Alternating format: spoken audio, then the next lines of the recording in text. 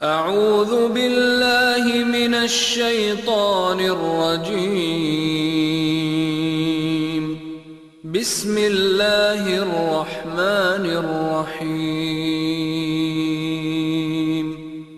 اللہ تعالیٰ کی توفیق سے دورہ ترجمہ قرآن کا سلسلہ آگے بڑھا رہے ہیں۔ سورہ حجرات کا ایک رکوع اس کا مطالعہ مکمل ہوا، اب سورہ حجرات کے دوسرے رکوع کا مطالعہ شروع کر رہے ہیں، اور مطالعہ شروع کر رہے ہیں سورہ حجرات کی آیت نمبر 11 سے۔ اب جو دو اگلی آیتیں ہیں، آیت نمبر 11 اور 12، ان میں کچھ معاشرتی برائیوں کا ذکر ہے۔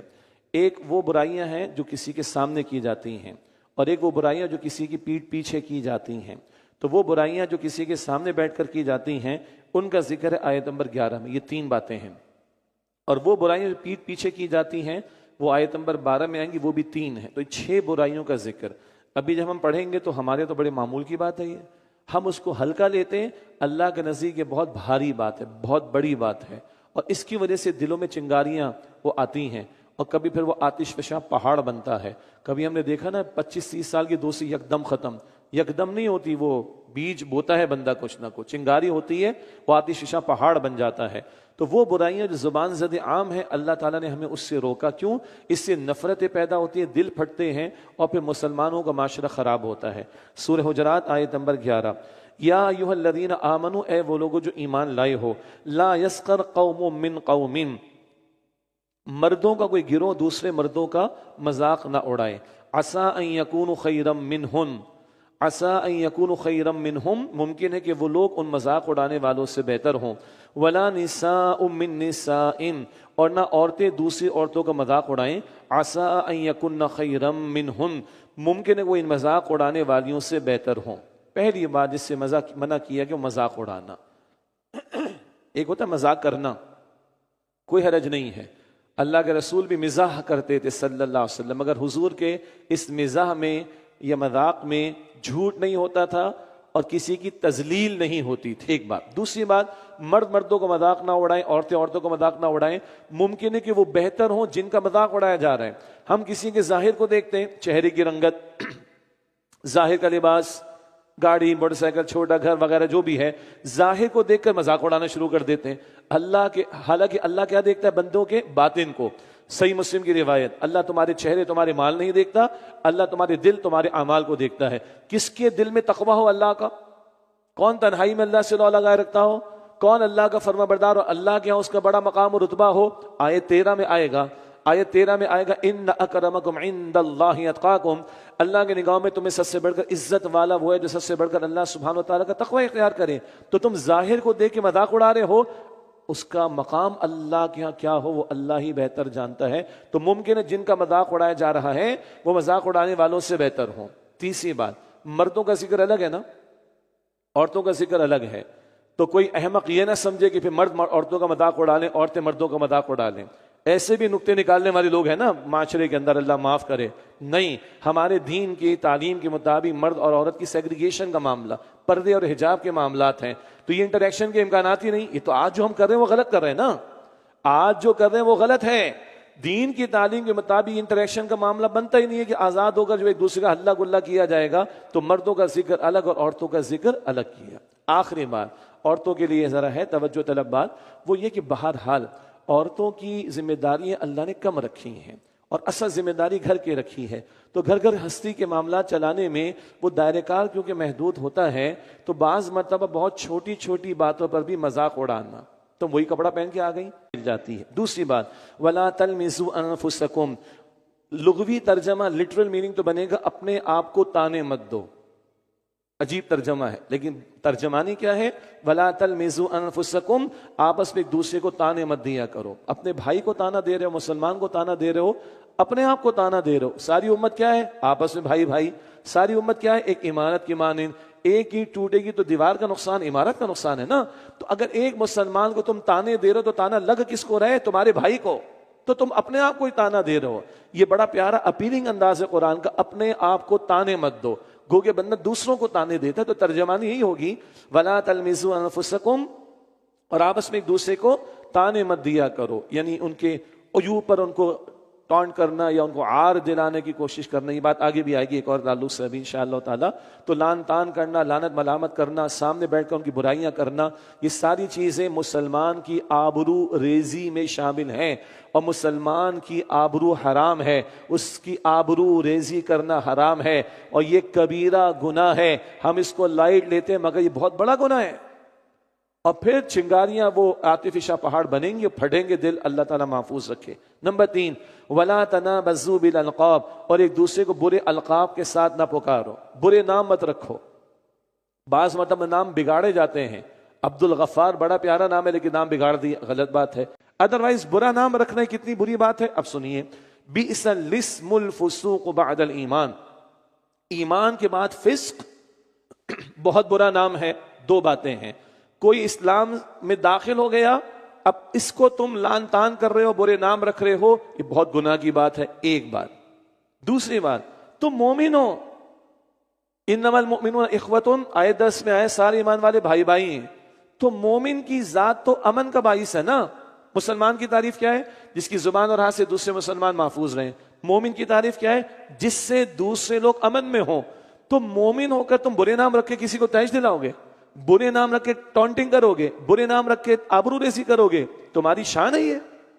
ईमान वालों को ये जेब देता है कि ये गिरावट की बात करें? How come?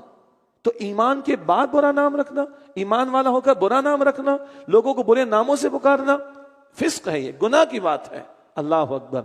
और देखिए हम कितना हल्का लेते हैं, अल्लाह कितना भारी बयान फरमा रहे, वमन लम यतुब, और जो लोग इस रविश से तौबा ना करें, फउलाइका हुमुज़ ज़ालिमून, यही जालिम है, अल्लाह फरमा रहा है। This is the word of अल्लाह। हाँ, ये किसी न्यूज़पेपर की हेडलाइन नहीं है, अल्लाह का कलाम है। किससे बाज ना है? ये मजाक उड़ाकर आबरू रेजी करना, ये लान तान करना, ऐब बयान करना लोगों के, और ये बुरे नामों से लक़बात से चिढ़ाना लोगों को, ये जुल्म है। अगर तौबा नहीं करते तुम अल्लाह के नज़दीक जालिम करार पाओगे। अब सोचिए कहाँ हम और हमारा माशरा और कहाँ ये अल्लाह का कलाम।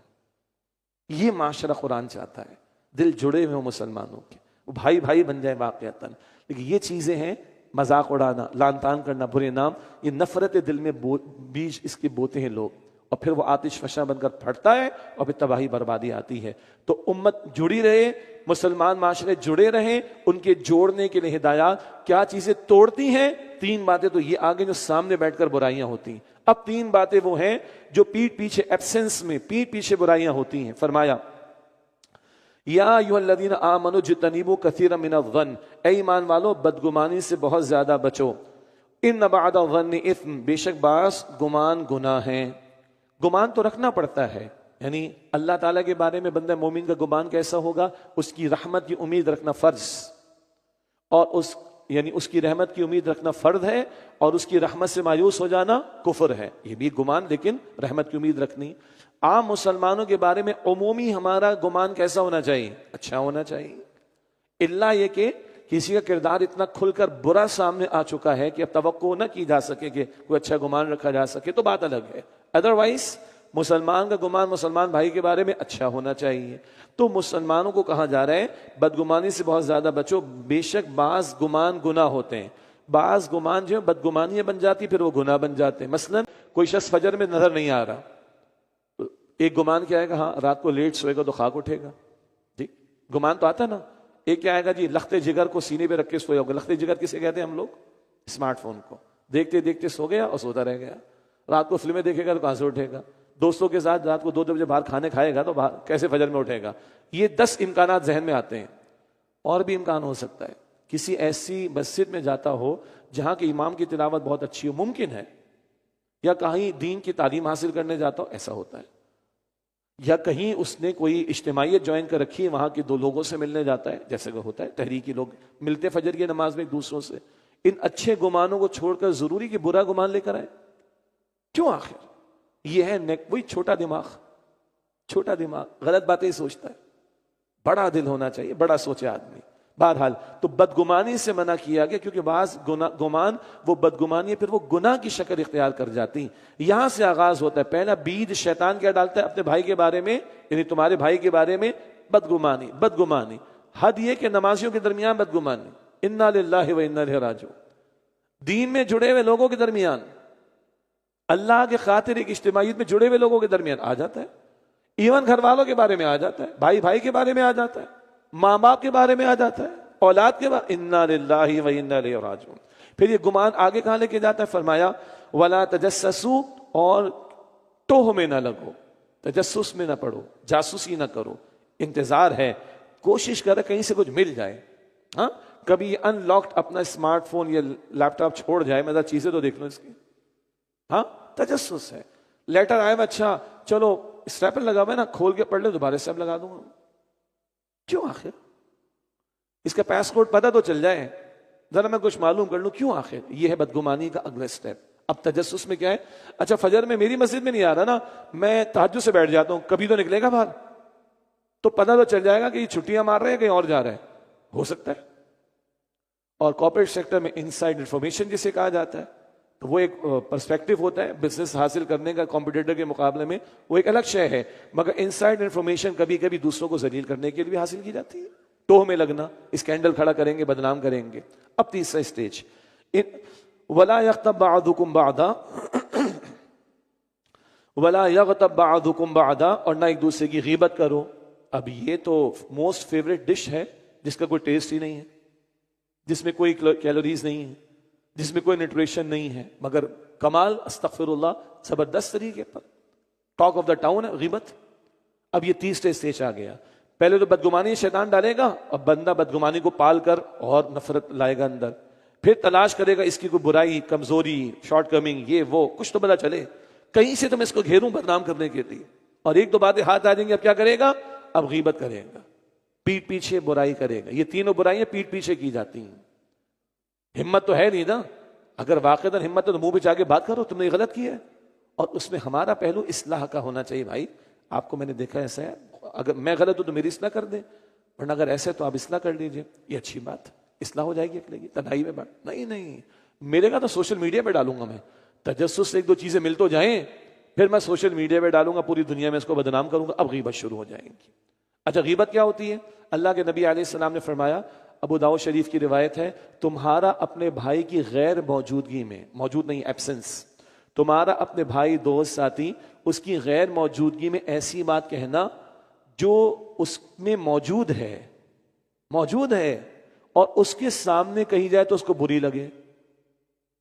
تمہارا اپنے بھائی ساتھی وغیرہ اس کی غیر موجودگی میں ایسی بات کہنا اس کے بارے میں جو اس میں موجود ہے، اور اگر اس کے سامنے کہی جائے تو اس کو بری لگے، یہ غیبت ہے۔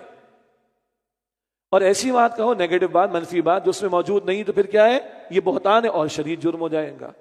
اور ہمارا حال کیا ہوتا ہے؟ اللہ کی قسم میں غیبت نہیں کر رہا، اللہ کی قسم میں غیبت نہیں کر رہی، وہ تو ہے ہی ایسا، وہ تو ہے ہی ایسی، تو کیا ہم نے اللہ کی قسم اٹھا کر بھی کیا کہا؟ غیبت کا کام کیا ہم نے۔ جب تک شعوری طور پر احساس نہ کریں ہم بہہ جاتے ہیں اس میں۔ اللہ میری اور آپ کی حفاظت فرمائے۔ اچھا ہم اس کو لائٹ لیتے ہیں نا، اللہ کتنا بھاری بیان کر رہا ہے، اس کو سوچئے۔ اَيُحِبُّ أَحَدُكُمْ أَن يَأْكُلَ لَحْمَ أَخِيهِ مَيْتًا أَيُحِبُّ أَحَدُكُمْ أَن يَأْكُلَ لَحْمَ أَخِيهِ مَيْتًا، کیا تم میں سے کوئی پسند کرے گا کہ اپنے مردہ بھائی کا گوشت کھائے؟ فَكَرِهْتُمُوهُ، بس اس سے تو تمہیں انتہائی نفرت آئی۔ مردہ بھائی کا لاشا ہو، لاش، گوشت نکال کے کھانا پسند کرو گے؟ گندا لگا؟ کرایت آئی؟ برا لگا؟ جتنا یہ برا ہے کہ بھائی کے لاش میں سے تم نکال کے گوشت کھاؤ، اتنا ہی برا ہے کہ تم غیبت کرو، پیٹ پیچھے برائیاں کرو کسی کی۔ استغفر اللہ، ہم اس کو بڑا لائٹ لیتے ہیں، اور یہی غیبت ہے جو ہو رہی ہے عام طور پہ۔ اور اگر نہیں اس میں وہ برائی تو پھر اس کو جو ہے وہ ہم بہتان لگا رہے ہیں، اور بڑا جرم ہے۔ فرمایا واتقوا اللہ، اور اللہ سے ڈرو۔ یہ بار بار بات آ رہی ہے۔ تم نے غیبت کی، جس کی اس کی ہارٹ بیٹ بھی نہیں بڑھی، اس کی شوگر کے لیول بھی بڑھ نہیں گیا، اس کا ٹیمپریچر بھی نہیں بڑھا، اس کو کچھ نہیں ہوا، مگر اللہ کیا فرما رہے؟ تم مردہ بھائی کا گوشت کھا رہے ہو۔ اتنی سخت بات ہے۔ کہتے ہیں کبھی کبھی کچھ برائیوں کا برا ہونا ہمیں سمجھ نہیں آتا، کچھ برائیوں کا برا ہونا ہمیں سمجھ نہیں آتا، تو اللہ تعالیٰ قرآن کریم میں اور کبھی رسول اللہ علیہ السلام احادیث میں ایسا انداز اختیار کرتے کہ بندہ ہل جائے۔ سود کے بارے میں نہیں سمجھ آتی نا، تو حضور نے کیا فرمایا علیہ السلام؟ کم تر درجہ کیا ہے سود کے گناہ کا؟ 70 میں سے کم تر درجہ کیا ہے؟ کوئی اپنی والدہ کے ساتھ منہ کالا کرے، ہل جائے بندہ۔ غیبت بری لگتی نہیں، بلکہ غیبت کرنے والے کا کوئی بیٹر ٹیسٹ بھی نہیں ہوتا، نہ ہارٹ بیٹ اس کی بڑھتی، نہ کچھ اور تکلیف ہوتی، کچھ بھی نہیں، اور ٹیسٹ بھی کوئی نہیں، گناہ بے لذت ہے خواہ خواہ کا. تو سمجھ نہیں آتی برائی، تو اللہ نے کیا انداز اختیار کیا. کیا تم چاہو گے اپنے مردہ بھائی کے لاشے میں سے گوشت نکال کر کھاؤ؟ جتنا یہ برا لگا اتنا ہی غیبت کرنا بھی بری ہے. ہاں ایکسیپشن کا بھی ہو سکتا ہے، عدالت میں گواہی دینی ہے تو بھائی چوری جس نے کی تو چور کی برائی تو بیان کرنی پڑے گی نا، ٹھیک ہو گیا. کئی رشتوں کی تلاش کا معاملہ ہوتا ہے، کسی کی بیٹی کا معاملہ ہے، معلومات کی جاتی ہیں، پتہ ہے کہ اگلا اس لڑکا جو ہے اس نوجوان میں مسائل ہیں، تو کسی کو اس کے شر سے بچانے کے لیے بتایا جا سکتا ہے. کوئی دکاندار ہے جھوٹی قسم اٹھا کر لوگوں کو بیوقوف بنا کر مال بیچتا ہے، کوئی کارپوریٹ سیکٹر میں بھی ہو سکتا ہے 2 نمبری کا کام کر رہا ہے، اس کے شر سے لوگوں کو بچانے کے لیے اتنا بتانا بھائی احتیاط کرنا، یہ ٹھیک ہے. یہ بدنام کرنے کے لیے نہیں، یہ کسی کو کسی کے شر سے بچانے. ایکسیپشن ہو سکتے ہیں لیکن ایکسیپشنز ہوتے ہیں، وہ رول نہیں ہوتے. رول کیا ہے؟ کیا تم اپنے مردہ بھائی کے لاشے میں سے گوشت کھانا پسند کرو گے؟ تمہیں کرایت آئی، جتنا یہ برا ہے اتنا ہی غیبت کرنا برا ہے. واتقوا اللہ، اور اللہ کی نافرمانی سے ڈرو. ان اللہ تواب رحیم، بے شک اللہ بہت توبہ قبول فرمانے والا، نہایت رحم فرمانے والا ہے. یہ 3 برائیاں اور آئیں جو پیٹھ پیچھے کی جاتی ہیں، بدگمانی، پھر تجسس، اور پھر غیبت کی طرف بندہ بڑھتا ہے. اللہ تعالی ہم سب کی حفاظت فرمائے. یہ 6 برائیاں زبان زد عام ہیں. بہن بھائیوں کی برائیاں ہو رہی ہیں، دوستوں کی آپس کی برائیاں ہو رہی ہیں. 4 بیٹھے ہوئے، ایک اٹھ کے گیا، 3 اس کے بارے میں شروع ہو گئے. سامنے بات کرو نا، اگر برائی کسی میں تو اس کی اصلاح کی نیت سے سامنے جا کے بات کرو اس سے. یہ کیا اٹھ کے گیا تو 3 شروع ہو گئے، وہ آگے ایک گیا باقی 3 اس کے بارے میں شروع ہو گئے. یہ کیا چیز؟ اللہ ہمیں محفوظ رکھے. اس سے دل پھٹتے ہیں، نفرتیں پیدا ہوتی ہیں، امت تار تار ہوتی ہے، معاشرہ تباہی کا شکار ہوتا ہے. آج دیکھ لیجئے، اعتماد نہیں، اعتماد کی فضا نہیں، اور دوسرے کو دیکھ کر نفرت پیدا ہو رہی ہوتی ہے، غصہ آ رہا ہوتا ہے، سامنے آ کے غصہ آ رہا ہوتا ہے. کیوں؟ ان بیماریوں اور برائیوں کی وجہ سے دل پھٹتے ہیں. اللہ تعالیٰ ان برائیوں سے ہم سب کی حفاظت فرمائے. اب ایک عالمگیر سطح کی بات ہے، یونیورسل لیول کی بات ہے. اسلامی معاشرے کے لیے تو رہنمائی ہے، اسلامی ریاست کے لیے تو ہدایات ہیں، لیکن دنیا میں اور لوگ بھی تو ہیں، اور ممالک ہوں گے، معاشرے ہوں گے. ان کے ساتھ کس بنیاد پر ہمارا تعلق ہو سکتا ہے؟ کیا اس کی ایک یونیورسل بیسس ہو سکتی ہے؟ اس کا ذکر اگلی آیت میں فرمایا، یا ایھا الناس انا خلقناکم من ذکر و انثی، اے انسانوں بے شک ہم نے تمہیں ایک مرد اور ایک عورت سے پیدا فرمایا، آدم و حوا علیہم السلام. وجعلناکم شعوبا وقبائل لتعارفوا، اور ہم نے تمہیں مختلف قوموں اور قبیلوں میں بنایا ہے، یعنی لتعارفوا، تاکہ آپس میں ایک دوسرے کا تعارف حاصل کر سکو. سب کو اللہ نے پیدا کیا، اور اولین والدین آدم و حوا علیہم السلام. باقی کنبے، قبیلے، خاندان، برادریاں، یہ تقسیم تعارف کے لیے ہے. ایک بات آ گئی. اگلی بات فرمایا کہ ان اکرمکم عند اللہ اتقاکم، بے شک اللہ تعالیٰ کے نزدیک تم میں سب سے زیادہ عزت والا وہ ہے جو سب سے بڑھ کر اللہ کا تقوی اختیار کرے، سب سے بڑھ کر گناہوں سے بچنے والا ہو. اللہ کے ہاں تقوی کی اہمیت ہے. حجۃ الوداع کا خطبہ ذہن میں لے کر آئیے. گورے کو کالے پر، کالے کو گورے پر، عربی کو عجمی پر، عجمی کو عربی پر کوئی فضیلت نہیں سوائے تقوی کے. اللہ اکبر. کسی کو کسی پر کوئی فضیلت نہیں سوائے تقوی کے. اچھا، مال کو بنا لے بنیاد فضیلت، مال ہوگا تو فضیلت ہوگی، تو بھی کیسا معاشرہ ہوگا؟ ہر کوئی مال کی دوڑ میں آگے بڑھے گا، قتل بھی کرے گا، چوری بھی کرے گا، ڈاکے بھی ڈالے گا، قوم کو بھی بیچے گا. کیوں؟ مال ہے تو عزت ہے. یہی معاشرہ، اور ہے معاشرہ آج ہمارا ایسا. کئی مرتبہ یہ حرکتیں سامنے آ رہی. تو اگر مال کو بنیاد بنائیں گے یہ مسئلہ آ جائے گا. اگر نسل کو بنیاد بنائیں گے تو پھر نسلی بنیاد پر تفاخر آئے گا. ہم اعلیٰ نسل کے، گھٹیا نسل کے. یہود کہتے ہیں ہم اعلیٰ نسل ہیں، باقی سارے گھٹیا ہیں. کبھی اور لوگوں کا بھی تصور ہے، گورے کو کالے پر، کالے کو گورے پر کوئی فضیلت. پھر تو یہ مسائل پیش ہوں گے، رنگ کی بنیاد پر، نسل کی بنیاد پر، خطوں کی بنیاد پر، مال کی. ساری دنیا میں تباہی ہے. لیکن اگر معیار یہ ہو کہ کس میں خوف خدا زیادہ ہے، نیکی میں کون آگے ہے، خیر میں کون آگے، اب کیسا معاشرہ ہوگا؟ اب کیسا معاشرہ ہوگا؟ سبحان اللہ. ہر بندہ خیر میں آگے بڑھے گا، ہر بندہ نیکی میں آگے بڑھے گا. وہ معاشرہ کتنا پیارا ہوگا. تو ایک یونیورسل بردرہڈ کی بھی بیسس قرآن دے رہا ہے، عالمگیر بھائی چارے کی بنیاد بھی قرآن پاک دے رہے، اور انسانیت کو یہ جنگیں، نفرتیں، عداوتیں، قتل و غارت گری اور کیسی کیسی ڈومیننس کی کوششیں، یہ اعلیٰ یہ ادنا، اس سب ختم ہو سکتا ہے اگر اس آیت کو بنیاد بنا کر انسانیت کو چلانے کی کوشش کی جائے. ان اکرمکم عند اللہ اتقاکم، بے شک اللہ تعالیٰ کی نگاہوں میں تمہیں سب سے بڑھ کر عزت والا وہ ہے جو سب سے بڑھ کر اللہ سبحانہ وتعالیٰ کا تقوی اختیار کرے۔ ان اللہ علیم خبیر، بے شک اللہ خوب علم رکھنے والا، خوب خبر رکھنے والا ہے۔ اب اگلی دو آیات میں بڑا ایک پیارا مقام ہے، اسلام اور ایمان ہم معنی کے طور پر آتے ہیں، جو مسلم ہوگا وہ مومن ہوگا، جو مومن ہوگا وہ مسلم ہوگا۔ ابراہیم علیہ السلام کے لیے حنیفہ مسلمہ کے الفاظ، مسلم کا لفظ بھی آیا، تو اسلام اور ایمان سینونیمز کے طور پر استعمال ہوتے ہیں، مگر ایک باریک فرق ہے، اس مقام پر ابھی آ رہا ہے۔ کچھ لوگ تھے نئے نئے اسلام لائے، تو انہوں نے آ کر یعنی جتایا بھی بھائی ہم تو اسلام لے آئے ایک، اور یہ بغیر جنگ کیے اسلام قبول انہوں نے کیا، تو کچھ اور زیادہ چاہ رہے تھے کہ فیور ہو، تو انہوں نے آ کے دعویٰ کہ ہم ایمان لے آئے، ہم ایمان لے آئے، ہم ایمان لے آئے۔ ان سے کہا جا رہا ہے ایمان نہیں لائے ہو، اسلام لائے ہو۔ یہ مقام ہے جہاں اسلام اور ایمان میں فرق ابھی ہم سمجھیں گے۔ قالت الاعراب آمنا، دیہاتیوں نے کہا ہم ایمان لائے۔ دیہات کے قصبوں میں سے کہیں سے کچھ لوگ آئے، بنو اسد کا قبیلہ تھا اور وہ ایمان لانے کا دعویٰ کر رہے ہیں۔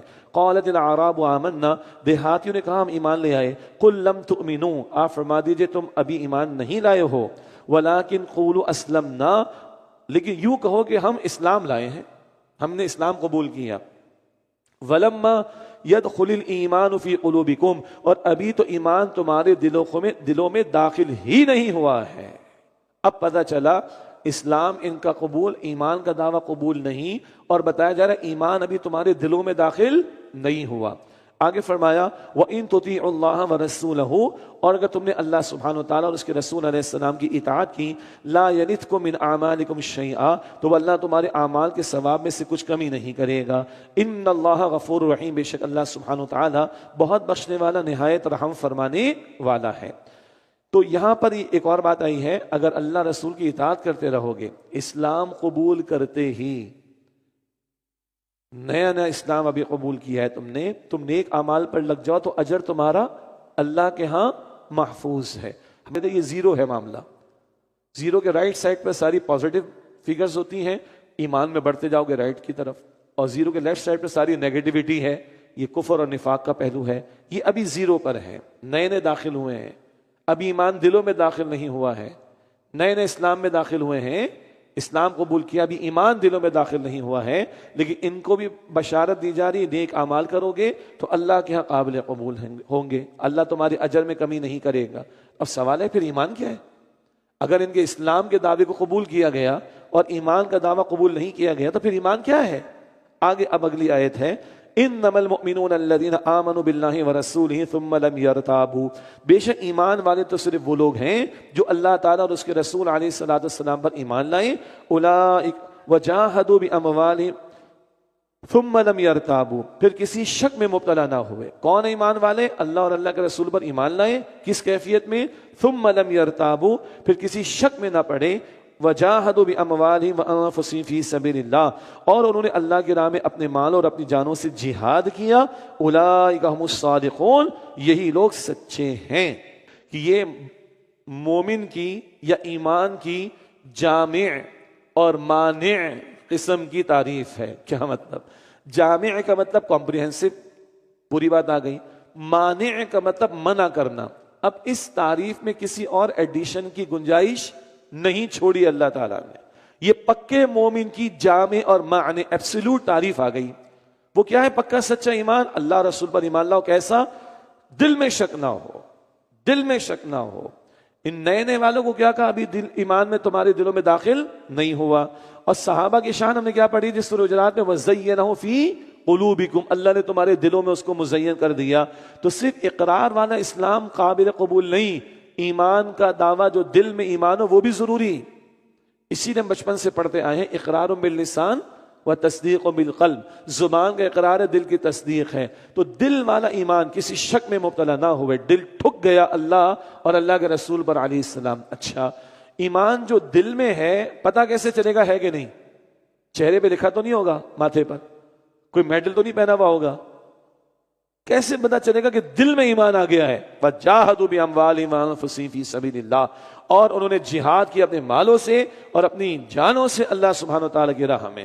یہ جہاد بڑے وسیع معنی میں، ایمان دل میں ہوگا تو جہاد کا عمل بتائے گا، جہاد کا عمل ثبوت پیش کرے گا کہ بندے کے دل میں ایمان موجود ہے۔ جہاد جہد یعنی کوشش، اسٹرگل کے معنی میں 3 سطحیں ہوں گی۔ اللہ کا بندہ بننا ہے، جہاد ہے، مستقل محنت ہے۔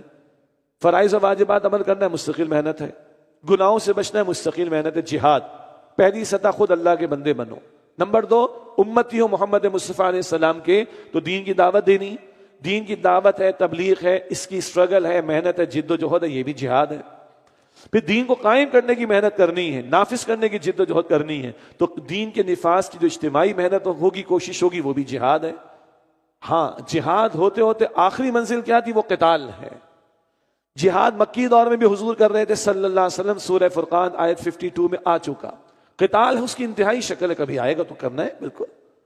جہاد ہمیشہ ہے، قتال کبھی کبھی۔ جہاد روزانہ اور ہمیشہ ہے۔ عید کی رات کو بھی جہاد کرنا ہے، عید کے دنوں میں بھی نماز نہیں ضائع ہونی دینی، اور رمضان کے بعد میں قرآن کو تھامنا ہے، مستقل جہاد ہے۔ اور آخری بات اس زمن میں فی سبیل اللہ کا مطلب کیا ہے؟ اللہ کا دین سربلند ہو جائے۔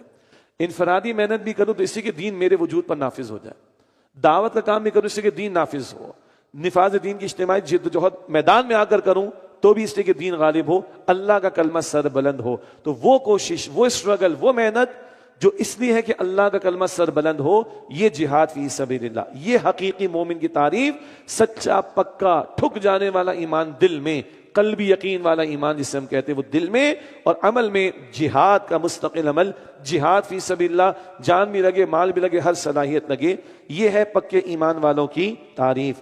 اولئک هم الصادقون، فرمایا یہی لوگ سچے ہیں۔